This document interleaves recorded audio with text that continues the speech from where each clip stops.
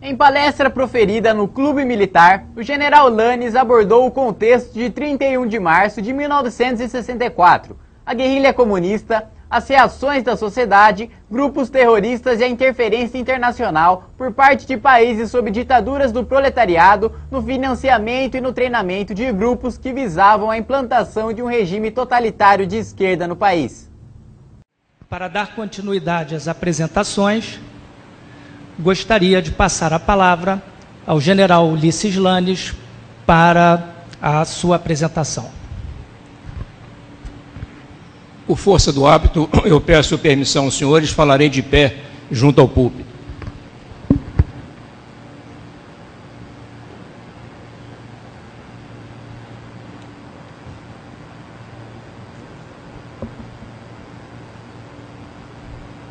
Na América Latina, luta-se de armas na mão, na Guatemala, na Colômbia, na Venezuela e na Bolívia. E já despontam os primeiros sinais no Brasil. Quase todos os países deste continente estão maduros para essa luta, que só triunfará com a instalação de um governo socialista. O ódio intransigente ao inimigo deve se converter em violenta, seletiva e fria máquina de matar. Nossos combatentes têm que ser assim. O Brasil é um território ideal para a guerra de guerrilhas. É país limítrofe com quase todos os países sul-americanos e nosso trabalho ali será facilitado pelo fato mesmo de existir uma oposição difusa e natural ao regime militarista. Estas palavras, esta conclamação pronunciada por altos dirigentes cubanos, entre os quais Fidel Castro e Ernesto Guevara, lamentavelmente caiu em ouvidos que lhe deram atenção aqui no Brasil, de tal modo que, entre os anos de 1964 e 1974, inúmeros atentados, cerca de 1.500 atentados, ocorreram em nosso país, motivados pela tentativa de conduzir a luta armada em nosso território. O saldo que restou desse período é extremamente triste e deve ser continuamente e por todos nós lamentado. 358 mortos entre os militantes, alguns dos quais assassinados sob o título de justiçamento pelos próprios terroristas. 120 entre os integrantes das forças legais e da população civil, atingidos nos confrontos ou justiçados pelos terroristas. 8 sequestros de aeronaves, 4 sequestros de embaixadores, 842 assaltos diversos, 200 atentados à bomba. Esta foi a luta armada sobre a qual eu procurarei discorrer nos próximos minutos. Para falar sobre a luta armada, julgo mister fazer-se uma rapidíssima retrospectiva sobre a atuação do movimento comunista no Brasil. Até final da década de 50 e início dos anos 60, o Partido Comunista Brasileiro exercia um quase que absoluto monopólio sobre as ações dos comunistas no Brasil. Entretanto, em 1956, realizou-se o 20º Congresso do Partido Comunista da União Soviética, ao qual o Partido Comunista Brasileiro era rigidamente subordinado. A estratégia definida em 1956 foi de que a conquista do poder nos países não comunistas deveria ser adotada, ser seguida, ser tentada através da chamada via pacífica, ou o processo etapista, em etapas. O Partido Comunista Brasileiro obedeceu fielmente a esse processo e tentou fazer, no início dos anos 60, a revolução pela via pacífica ou etapista no Brasil. Havia discordâncias. Em 1962, uma facção desse partido desligou-se do mesmo por não concordar com esta estratégia e fundou o Partido Comunista do Brasil, em 1962. E imediatamente, em 62, começou a trabalhar no sentido de implantar a guerrilha rural ou a guerra popular de longa duração em nosso país, segundo os preceitos dos dirigentes chineses, Mao Tse-tung à frente. Havia também uma outra organização marxista chamada Política Operária, Associação Revolucionária Marxista Política Operária, que não concordava com o Partido Comunista, mas também não se filiava ao Partido Comunista do Brasil. E, por fim, havia uma facção trotskista, que também não concordava em que se fizesse a revolução em duas etapas. Desses partidos, o Partido Comunista do Brasil, o Partido Comunista Brasileiro, a POLOP e o Partido Operário Revolucionário Trotskista, surgiram, como nós veremos a seguir, inúmeras organizações que haveriam de conduzir a luta armada.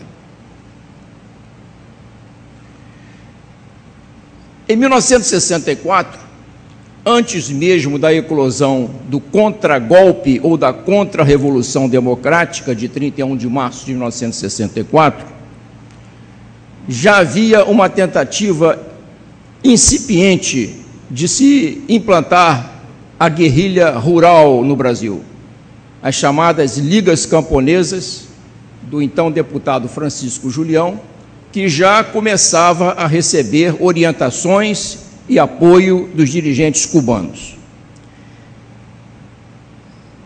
Ao mesmo tempo, o Partido Comunista do Brasil, dando prosseguimento ao trabalho iniciado em 62, aprofundava as suas tentativas no sentido de implantar um foco de guerrilha rural em nosso país.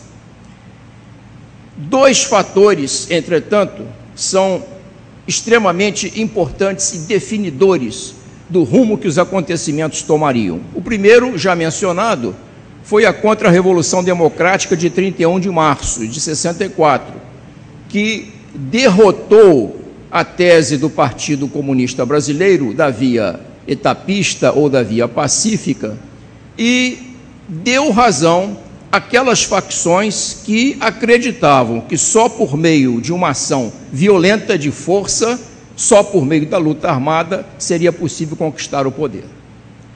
O segundo fator, que ocorrera poucos anos antes, mas que foi decisivo, foi a Revolução Cubana e o apoio que o governo de Cuba passou a emprestar à eclosão da luta armada no Brasil.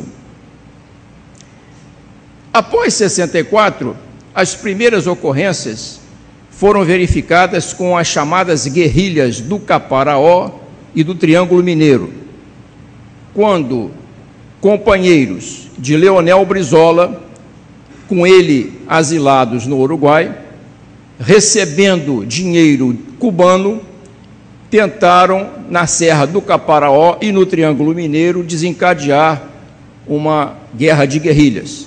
Foram facilmente derrotados, de modo que esta ocorrência é registrada aqui simplesmente para que ela fique na mente dos senhores. Foi a primeira tentativa após 64.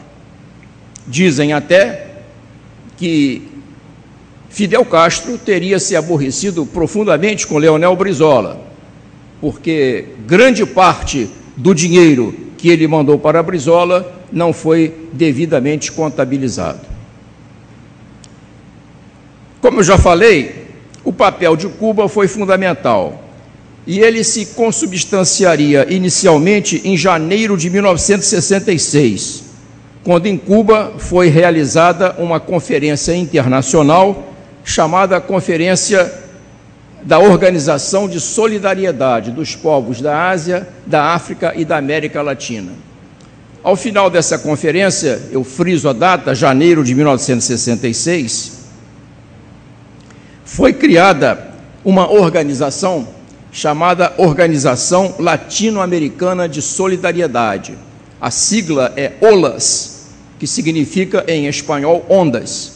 Essa OLAS propunha-se a desencadear na América Latina ondas de revolução que fariam em nosso continente vários Vietnãs e conseguiriam levar ao poder a sua facção. A OLAS tinha como objetivo unir, coordenar e estimular a luta contra o imperialismo por parte de todos os povos explorados da América Latina. Ainda em 1966, nos meses de junho e julho, aconteceria o 4º Congresso Latino-Americano de Estudantes, que ao final dos trabalhos chegou à seguinte conclamação: a luta armada constitui hoje a mais efetiva e consequente forma de luta. A tomada do poder político em diferentes países da América Latina não poderá ser feita pela via eleitoral ou parlamentar, mas pela violência. Esse congresso criou a chamada Organização Continental Latino-Americana de Estudantes, OCLAE. A OLAS e a OCLAE passaram, assim, a constituir os instrumentos principais para que Cuba difundisse e implantasse a luta armada no Brasil e no resto da América Latina. Mais tarde, em janeiro ainda, já agora de 68, um novo congresso criaria o instrumento para unir o trabalho de intelectuais, cientistas e artistas, o Congresso Cultural de Havana. A linha preconizada pelos cubanos para a deflagração da luta armada era o chamado foco guerrilheiro. O que é isso? Tradicionalmente, os comunistas entendiam que o condutor da revolução seria um partido, o Partido Comunista ou o Partido Comunista do Brasil. Os cubanos diziam o seguinte: não, a revolução tem que ser iniciada a partir de um foco guerrilheiro. Este foco guerrilheiro vai criar as condições para que lideranças apareçam, para que a população apoie, isto é muito importante, e a partir daí nós iremos nos desenvolver e conquistar o poder. Os adeptos dessa teoria ficaram conhecidos como foquistas, adeptos do foco guerrilheiro. A doutrina do foco guerrilheiro, na verdade, preconizava que as ações prioritariamente desenvolver-se-iam no campo. Nas cidades seriam feitas apenas ações para angariar recursos e conquistar a simpatia da população. Na verdade, em nosso país, o foquismo nunca chegou a seguir a sua própria doutrina. Ele iria se limitar às ações urbanas, com predomínio para os assaltos e para as atividades de cunho logístico para reforçar as organizações. Esta teoria daria margem, propiciaria o surgimento de inúmeras organizações guerrilheiras em nosso país. O Brasil foi, seguramente, o país que mais teve organizações guerrilheiras, todas, com exceção do Partido Comunista do Brasil, como veremos mais à frente, todas elas seguindo a linha foquista. Por favor, projeta aí a primeira transparência.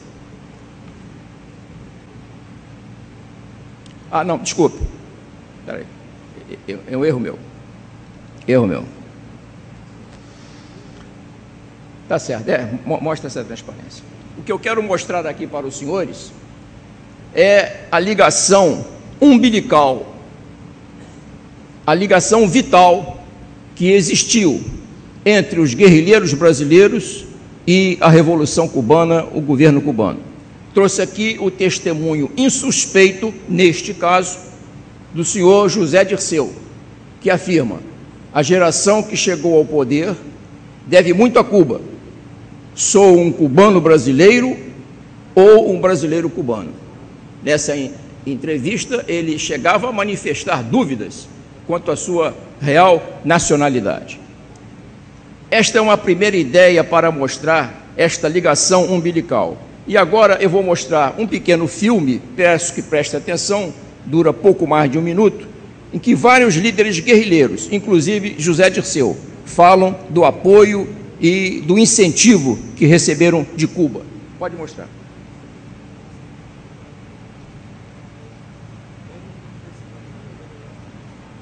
Junto às massas era um trabalho um bocado difícil e exige experiência. E nós os tirávamos de lá para botar nos grupos armados. Não, agora você é guerrilheiro, companheiro. Nada dessa bobeira de fazer política porque isso é reformismo. O negócio agora é no pau. Mas aí o Fidel Castro pediu a todos que fosse a Cuba no apoio, que de Cuba nós poderíamos improvisar. Sim, né, o Fidel e tal, ele foi nos receber no aeroporto, né? Era o salto em termos de militância, né? Porque a gente ia se profissionalizar. Se você quisesse se especializar, você podia se especializar. Se você quisesse ficar generalista, fazer um treinamento, né, militar geral, né, você podia fazer. É um treinamento militar. Se você quisesse fazer um treinamento militar para valer, você podia fazer, né, tropas especiais, explosivos, inteligência, o que você quisesse, né? Clandestinidade, como eu fiz com a clandestinidade. Espera um pouquinho. O som, infelizmente, lamentavelmente, está muito ruim, mas o que dizem esses próceres, esses ex-participantes da luta armada, declaram à senhora, sobretudo, o seu embevecimento com a presença do Fidel Castro, e o Zé Dirceu dizendo que o apoio era total na área militar, inclusive permitindo a especialização em várias ações militares. E ainda mais uma transparência mais atual, esta, que caracteriza bem esta ligação, esta dependência, esta idolatria do regime cubano. Pode mostrar outra transparência. Aí nós temos lá os dois irmãos Castro, Fidel e Raul. À direita de Fidel, Franklin Martins, líder guerrilheiro importante, ministro de Estado no Brasil. E eu peço atenção que os senhores observem e prestem e identifiquem o fotógrafo.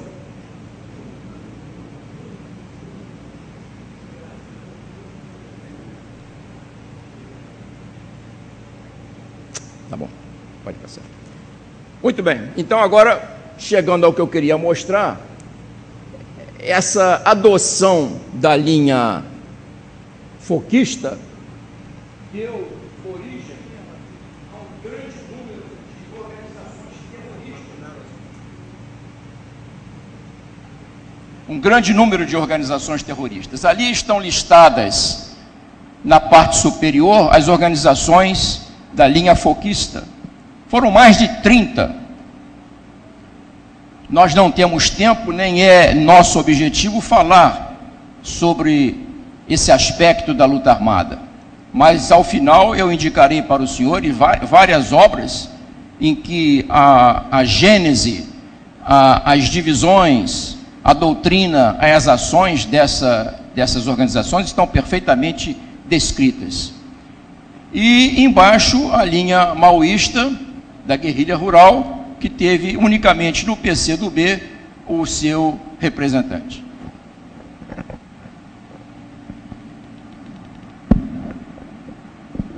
A primeira manifestação desta fase da luta armada, pode passar, ocorreria em Recife, em março, maio e julho de 66. Pode passar. Tá. Em maio, março e julho de 66. O mais grave desses atentados ocorreu no aeroporto de Guararapes, em 25 de julho, praticado pela organização chamada Ação Popular, resultou na morte ou na mutilação ou no ferimento de 15 pessoas, inclusive a morte de 2 pessoas, uma delas inteiramente inocente. Curiosamente, eu deixo aqui o registro, o mentor intelectual deste atentado, ele recebeu uma indenização recentemente dos cofres públicos no valor de R$1 milhão. E o executor do atentado, ele é hoje homenageado, é nome de rua, em Belo Horizonte. Pode projetar a transparência. Uma pálida ideia do que ocorreu naquela manhã em Recife.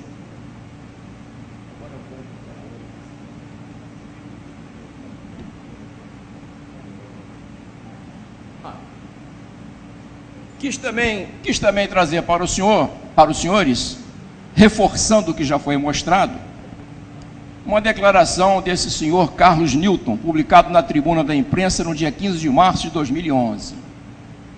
A atual ministra dos Direitos Humanos, Maria do Rosário, defende ardentemente a Comissão da Verdade.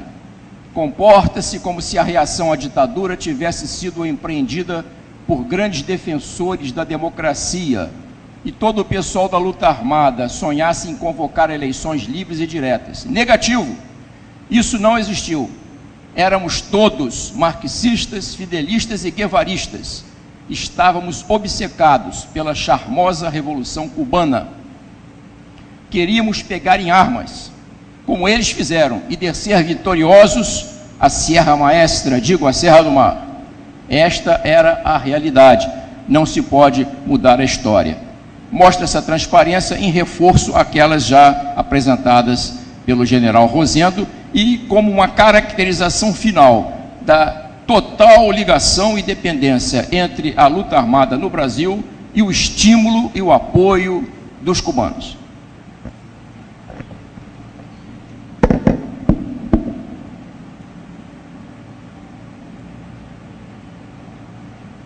O ano de 1967 foi um ano como que de preparação para o desencadeamento das principais ações. A conclusão a que haviam chegado os principais chefes das organizações guerrilheiras, isso é muito importante para os senhores, era de que a luta só seria possível se o seu braço armado saísse do meio estudantil. A juventude radicalizada e fanatizada no interior das escolas era o único elemento que poderia mobiliar as organizações militaristas que estavam sendo formadas. O controle do movimento estudantil por dissidentes do Partido Comunista Brasileiro está traduzido neste comentário de um dos líderes, já apareceu ali no vídeo, Vladimir Palmeira. Era preciso, diz ele, desmascarar ideologicamente a dominação burguesa na universidade. Podemos dizer que, em termos gerais, 1967 foi um ano de balanço, de inventário, de preparação para a luta armada. E nós agora podemos entender por que, de todos os integrantes das organizações da luta armada, cerca de 80% eram de estudantes. E desses 80%, 20% aproximadamente estudantes secundaristas.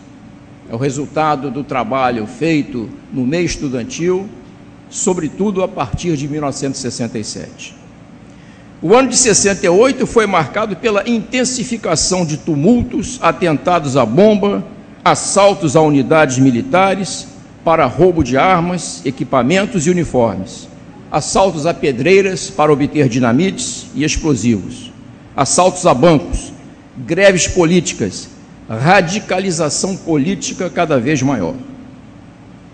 Houve uma intensificação do movimento estudantil, seguindo, aliás, o que já vinha acontecendo na Europa e nos Estados Unidos. Houve a ocorrência das chamadas jornadas de junho, gigantescas manifestações e passeatas, sobretudo no Rio de Janeiro, em São Paulo, mas também em Brasília.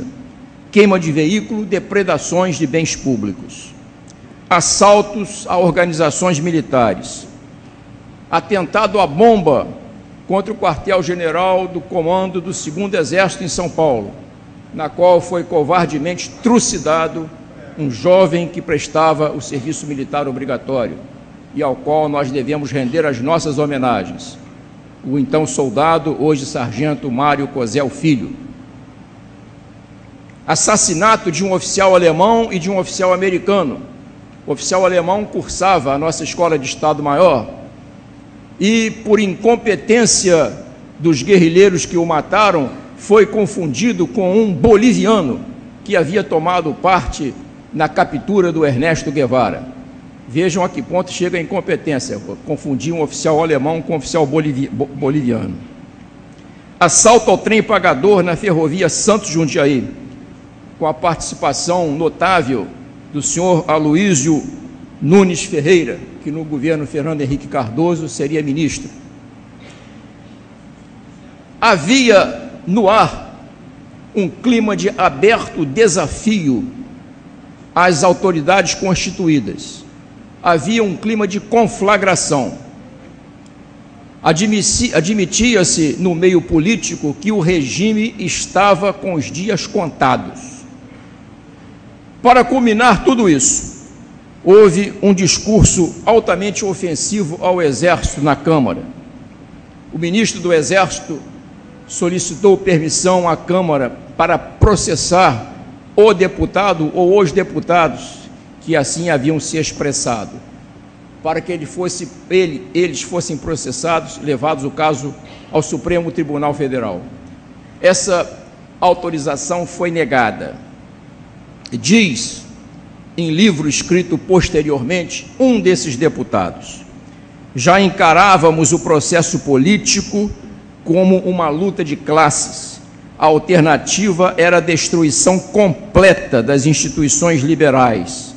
Sentíamos que um confronto armado acabaria por ser imposto aos que desejassem mudar as estruturas sociais no Brasil. General Lange. Apenas no primeiro semestre de 68, cerca de 50 atentados ocorreram, notadamente em São Paulo e no Rio de Janeiro. General Lange, por favor. Me dá mais 5 minutos. Foi neste quadro em que o país vivia uma situação de normalidade institucional, sob a égide da Constituição de 1967, que o Estado brasileiro começou a sua reação. Inicialmente, houve um sentimento de perplexidade, de não saber o que fazer, porque diante do vulto e da diversidade e das modalidades de agitação e atentados que vinham sendo praticados, o Estado não sabia exatamente o que estava a ocorrer e nem tinha meios legais ou materiais para fazer frente a esse tipo de ação armada inteiramente desconhecido à época. Foi neste quadro que, ao final do ano, no dia 13 de dezembro de 68, o governo decidiu editar o Ato Institucional 5, que ampliou desmesuradamente os poderes presidenciais. O Ato 5 fechou o Legislativo, suspendeu os direitos políticos, cassou mandatos, suspendeu a garantia do habeas corpus em casos de crimes políticos e contra a segurança nacional, e haveria de durar 10 anos. Por ocasião da reunião em que foi debatida a conveniência de se editar o Ato 5, o presidente da República levou o documento ao chefe do Serviço Nacional de Informações, General Médici, e disse o seguinte: "Ô Médici, veja isso, está me parecendo uma dose para cavalo." Respondeu o general Médici: "Para cavalo não, presidente, é uma dose para elefante." Ainda assim, o ato foi promulgado. Um remédio amargo, porém, naquelas circunstâncias, extremamente necessário. Com a edição do ato 5, o Estado haveria de ganhar os instrumentos legais para conduzir a luta anti-guerrilha. Mas precisava ser feito. Apesar de ter um instrumento legal, o Estado não dispunha ainda dos meios materiais. E foi aí que surgiram os centros de operações de defesa interna e os destacamentos de operações de informações. Uma doutrina brasileira, sem nenhum empréstimo estrangeiro, que haveria de permitir a condução da luta armada, uma luta difícil, um combate nas sombras, em que o Exército, para o qual o Exército e as Forças Armadas em geral não estavam preparadas. Foi uma preparação custosa, penosa, mas que haveria de resultar, já no final de 1972, no total desmantelamento dessas organizações subversivas urbanas. Restaria ainda o foco guerrilheiro implantado pelo PCdoB. Descoberto por acaso, ele foi enfrentado, sobretudo a partir de 72, e em 74 havia sido debelado. Permitam-me encerrar. A cronologia dos acontecimentos mostra que, mesmo antes de 64, algumas organizações já haviam optado pela luta armada. Com o fracasso da chamada Via Pacífica e contando com o decidido apoio de Cuba, facções fanatizadas pela ideologia partiram para a luta armada. Mataram, assaltaram, sequestraram, assassinaram fria e calculadamente. Em sua ação mais inóbil, cooptaram jovens inocentes e idealistas, iludindo-os com a lenda dourada do comunismo, apresentado como modelo para promover o bem-estar econômico e a justiça social.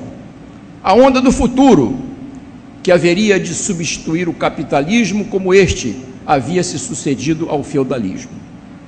A guerra irregular, desencadeada pelas organizações subversivas, foi a causa, friso isso, a guerra desencadeada foi a causa, e não o efeito da reação e do ato 5 e da reação do Estado brasileiro. Nenhuma organização terrorista recebeu o apoio do povo. Nenhuma organização terrorista contava com a presteza e a eficiência da reação das forças legais. O Exército à frente. Lutaram as organizações terroristas e foram derrotadas. Para encerrar, eu apresento duas transparências.